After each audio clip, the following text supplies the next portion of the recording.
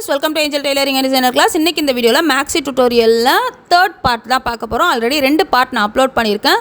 So பார்க்கல அப்படின்னா description பாக்ஸில் லிங்க் கொடுக்குறேன், செக் பண்ணி பாருங்க. அது மட்டும் இல்லாமல் நம்மளோட சேனலில் போய் பிளேலிஸ்ட்டில் maxi tutorial பிளேலிஸ்ட்டில் போய் பார்த்தீங்க அப்படின்னா எல்லா வீடியோஸும் உங்களுக்கு அங்கே இருக்கும். பீட்டர் மேக்ஸியோட வீடியோஸ் வந்து ஒரு 6 பார்ட்டாக அப்லோட் பண்ணியிருக்கேன். அம்ப்ரெல்லா மேக்ஸியோடது 2 பார்ட் அப்லோட் பண்ணிட்டேன். இது வந்து 3வது பார்ட்டு.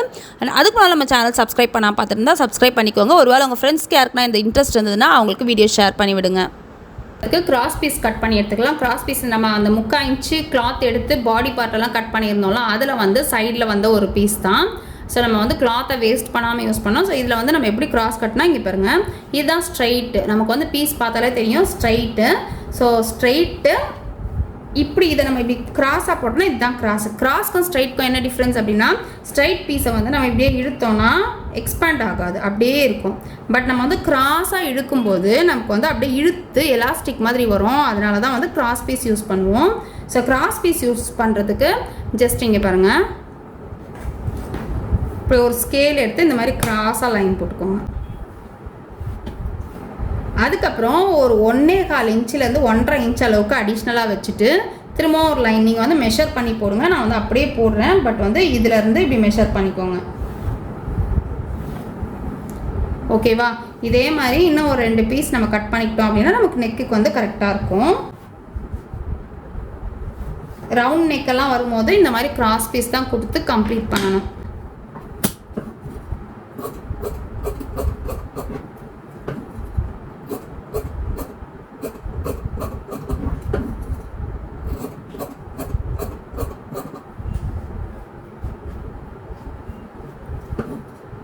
இது கட் பண்ணும்போது இப்படி கையை வந்து வச்சுட்டு பண்ணிங்கன்னா தான் உங்களுக்கு அந்த சைஸ் வந்து மாறாமல் வரும். அப்படி இல்லைன்னா கட் பண்ண இழுத்துட்டு போயிடும்.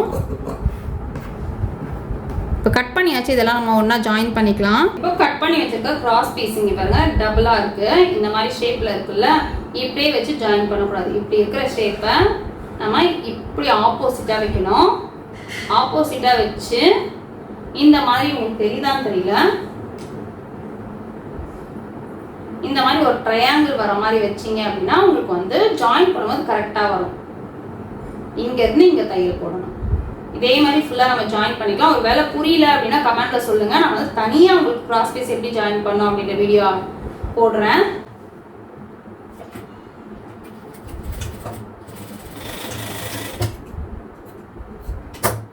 ஸோ நம்ம ஜாயின் பண்ணது வந்து ஏ ஷேப்பில் பண்ணியிருப்போம். பட் நம்ம ஜாயின் பண்ணிட்டு டர்ன் பண்ணும்போது நமக்கு வந்து ஸ்ட்ரைட்டாக வந்துடும்.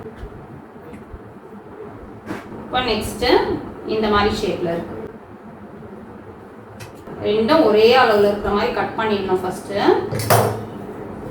பண்ணிவிட்டு இப்படி ஆப்போசிட்டாக டர்ன் பண்ணி வைக்கணும்.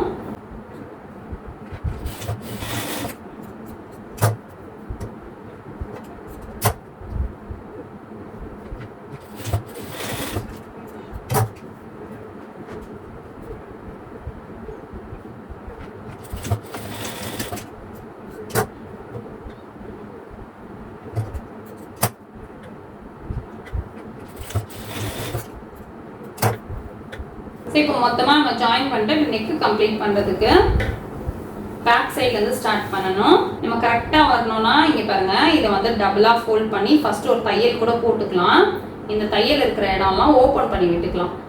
ஸோ ஓப்பன் பண்ணினா ஜஸ்ட் இப்படி வச்சு நகத்தில் ப்ரெஸ் பண்ணி விட்டுட்டோம் அப்படின்னா இதெல்லாம் ஓப்பனாக இருக்கும். அங்கங்கே கொஞ்சம் குண்டாக இருக்க மாதிரி இருக்கலாம், அந்த மாதிரி இல்லாமல் நார்மலாக இருக்கும். ஸோ இப்படி ஃபோல்ட் பண்ணி 1/4 இன்ச்சில் தையல் போட்டுக்கலாம்.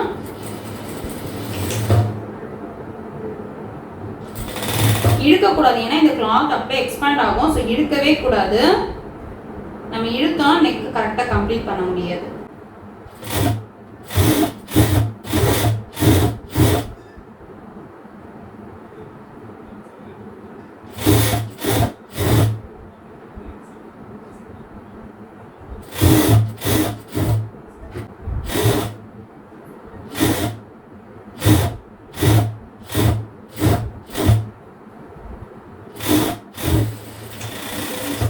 இப்போ மடிச்சு நம்ம வந்து தையல் போட்டு வச்சிருக்கோம். இப்போ இப்படியே வச்சு கொஞ்சம் வெளியே ஒரு 1 இன்ச் அளவுக்கு வெளியே விட்டுக்கோங்க. வெளியே விட்டு நம்ம அப்படியே சுற்றி தையல் போடணும்.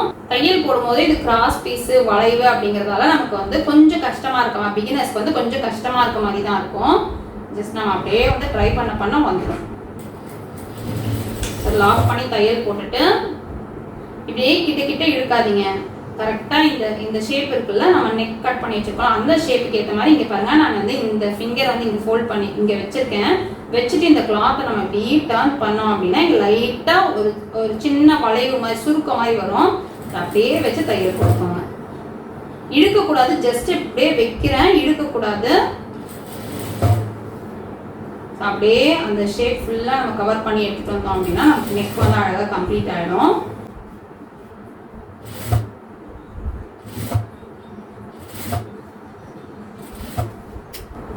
கையை யூஸ் பண்ணுறமே தவிர இழுக்கக்கூடாது. அதே மாதிரி இந்த இடத்த வந்து இப்படி வச்சுக்கிட்டீங்கன்னா தான் உங்களுக்கு அந்த நீங்கள் டர்ன் பண்ணி ஸ்டிச் பண்ணும்போது உங்களுக்கு கரெக்டாக வரும்.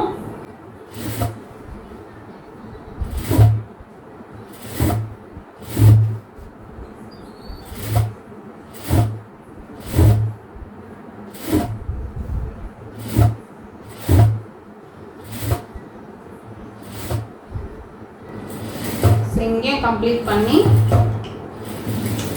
லாக் ஸ்டிச் போட்டு ஒரு 1 இன்ச் இருக்கிற அளவுக்கு விட்டுட்டு கட் பண்ணிக்கலாம்.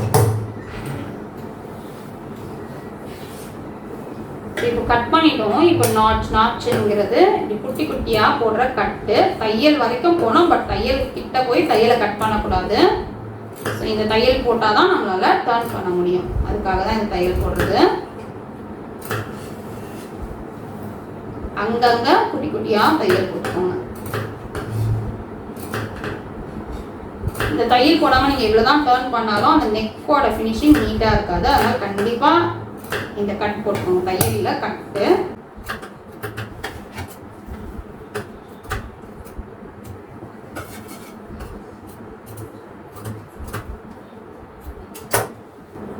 இந்த கட் போட்டதுக்கப்புறம் இந்த கிளாத்தை இந்த பக்கமாக இந்த ஃபோல்ட் பண்ண கிளாத்தை இந்த பக்கமாக வச்சுட்டு அப்படியே இதுக்கு மேலே இந்த ஒயிட் கிளாத்துக்கு மேலே ஒரு தையல்.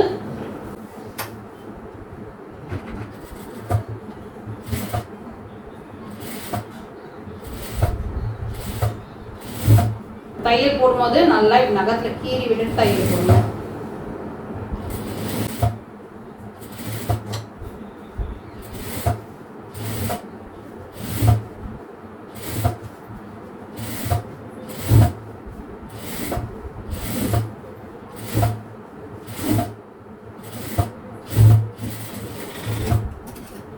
இப்போ ஒரு 1/2 இன்ச் மட்டும் இருந்தால் போதும். பேலன்ஸ் கட் பண்ணிட்டேன். இப்போ இதை நம்ம அப்படியே மடித்து தைக்கணும். ஸோ மடித்து தைக்கிறதுக்கு முன்னால் இந்த மடிப்பு வந்து இந்த இடத்துல வந்தால் இந்த பிசர் இந்த உள்ளே இருக்குல்ல அந்த கிளாத்து தெரியும். அதனால் அந்த லைட்டாக நம்ம வந்து ட்ரிம் பண்ணி விட்டுக்கலாம். சிசர் யூஸ் பண்ணாதீங்க. ட்ரிம்மர் இருந்ததுன்னா இல்லைனா பிளாஸ்டிக் சிசர் இருந்தால் அதை யூஸ் பண்ணி கட் பண்ணுங்கள். இல்லைனா மெயின் கிளாத்தை கட் பண்ணிடுவோம். அதுக்காக தான். இப்போது இதை அப்படியே ஃபோல்ட் பண்ணி அப்படியே மடக்கி இந்த இந்த ஒயிட் கொடுத்தோம்ல அது ஃபுல்லாக மடங்குற மாதிரி வச்சு ஓரத்தில் தையல் போட்டோம் அப்படின்னா நமக்கு வந்து நெக் கம்ப்ளீட் ஆகிடும்.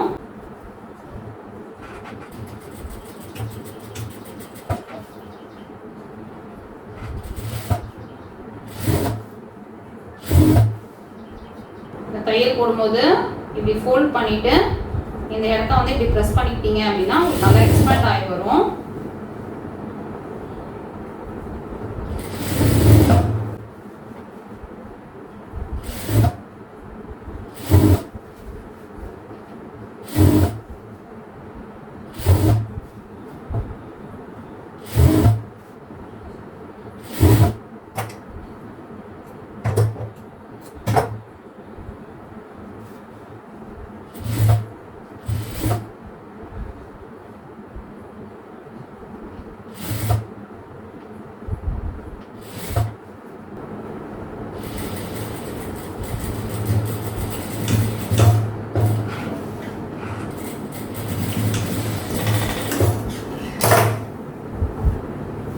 ஸோ இப்போ நெக்கு வந்து நமக்கு கம்ப்ளீட் ஆகிடுச்சு. நெக்கு ஜிப்பு ஃபுல்லாக நம்ம அட்டாச் பண்ணியாச்சு. இப்போ ஸ்லீவ் கட் பண்ணுறதுக்கு ஒரு 1/2 மீட்டர் கிளாத் எடுத்து பாருங்க, இது ஒரு 1/2 மீட்டர் கிளாத்து 1/2 மீட்டர் கிளாத்தை வந்து ஃபஸ்ட்டு இப்படி ஒரு மடிப்பு, அடுத்து இப்படி ஒரு மடிப்பு எடுத்திருக்கேன்.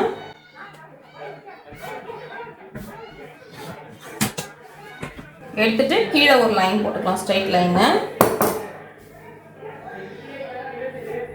இந்த கரை கட் பண்ணோன்னா நீங்கள் எடுத்துக்கலாம், இல்லைனா அப்படியே ஃபோல்ட் பண்ணி ஸ்டிச் பண்ணிக்கலாம். நான் ஜஸ்ட் வந்து ஒரு லைன் மட்டும் போடுறேன், நான் கட் பண்ணல. லென்த் வந்து உங்களுக்கு கை லென்த் எவ்வளோ வேணும்னு நினைக்கிறீங்களோ அந்த அளவுக்கு எடுத்துக்கோங்க. எனக்கு 17 இன்ச்சு வேணும், அதோட ஒரு 1 இன்ச் வந்து தையலுக்கும் மடிப்புக்காகவும் சேர்த்து 18 இன்ச்சாக வச்சுக்கிறேன். தெரியும்னு நினைக்க, மார்க்கிங் தெரியுதான்னு தெரியல. 18 இன்ச்சு வச்சுருக்கேன். அதே 18 இன்ச்சு இந்த பக்கம் வச்சுட்டு இதுலேருந்து ஒரு 3.25 இன்ச்சு ஷேப்புக்காக நம்ம இறக்கிக்கலாம். ஓகேவா? நான் வந்து 1/2 மீட்டர் வந்து அப்படியே போட்டிருக்கேன். இப்போ வந்து நம்ம எவ்வளோ தேவைன்றது நம்ம ஷேப்புக்கான மார்க்கிங் கொடுத்துட்டோம். ஸோ இப்போ எவ்வளோ தேவை அப்படிங்கிறத செக் பண்ணிக்கலாம். நம்ம ஸ்டிச் பண்ணி வச்சுருக்கோம்ல அது பேக் போர்ஷனில் இங்கே வருதில்ல, இந்த வளைவு தான் நம்ம வச்சு பார்க்க போகிறோம். ஸோ இந்த மடிப்பு நம்ம மார்க் பண்ணியிருக்கோம்ல, இங்கே இருந்து நம்ம இங்கே ஒரு மார்க் பண்ணியிருக்கோம்ல, அங்கே வரைக்கும் அப்படியே ஷேப்பாக நம்ம எடுத்துகிட்டு வரலாம். ஸோ ஷேப்பாக எடுத்துகிட்டு வந்தால் இந்த இடத்துல தான் நமக்கு முடியுது. ஸோ இந்த அளவுக்கு தான் நமக்கு தேவை. புரியும்னு நினைக்கிறேன். இந்த இடத்துல முடியுது, இந்த அளவு தான் நமக்கு தேவை. இங்கேருந்து ஒரு 1 இன்ச் வந்து ஸ்ட்ரைட்டாக வரணும். ஜஸ்ட்டு அப்படியே நம்ம ஷேப் கொடுத்துக்கலாம். நான் லைனிங் கொடுக்கல, வெறும் மெயின் கிளாத் மட்டும் தான் கொடுக்க போகிறேன். நீங்கள் லைனிங் கொடுக்குறதா ஃபஸ்ட்டு லைனிங்கில் கட் பண்ணிவிட்டு அதுக்கப்புறம் மெயின் கிளாத்தில் வச்சு கட் பண்ணிக்கோங்க. இப்போ இந்த ஸ்லீவ் கட் பண்ணியிருக்கோம்ல, உங்களுக்கு ஒரு வேளை பஃப்பாக வேணும் அப்படின்னு நினச்சிங்கன்னா இங்கே இந்த மேலே இருக்குல்ல அதையும் சேர்த்து எடுத்துகிட்டு ஷேப் எப்படியே எடுத்துகிட்டு வந்துட்டிங்கன்னா இது வந்து பஃப் ஸ்லீவாக கன்வெர்ட் ஆகிடும். இங்கே கம்ப்ளீட் ஆகும். இங்கே எண்டில் வந்து கை சுற்றுல உங்களுக்கு எவ்வளோ வருதோ அந்தளவு மார்க் பண்ணிக்கோங்க. அதுக்கப்புறம் ஒரு 1 இன்ச் எக்ஸ்ட்ரா தையலுக்காக மார்க் பண்ணிக்கலாம். மார்க் பண்ணிவிட்டு நம்ம ஷேப் போட்டு கட் பண்ணிக்கலாம்.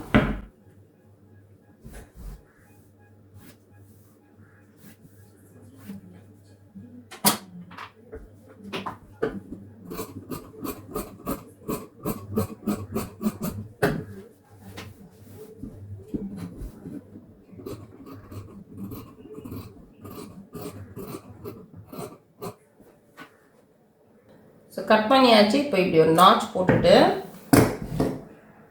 இப்போ இந்த கிளாத்தை ஓப்பன் பண்ணி ஃப்ரண்ட் கட் பண்ணிக்கலாம். ஃப்ரண்ட் கட் பண்ணுறதுன்றது ஃப்ரண்ட்டில் கொஞ்சம் ஷேப் வந்து உள்ளே வர மாதிரி இருக்கணும். அது நீங்கள் மார்க் பண்ணும்போதே பண்ணிக்கலாம். ஜஸ்ட் வந்து இந்த ஷேப் வந்து கொஞ்சம் லைட்டாக ஒரு 1/4 இன்ச் அளவுக்கு உள்ளே வர மாதிரி எடுத்து அதுக்கப்புறம் அப்படியே எண்ட் பண்ணணும். ஸோ இந்த இடத்துலலாம் எந்த சேஞ்சஸும் வரக்கூடாது, நடுவில் மட்டும்தான்.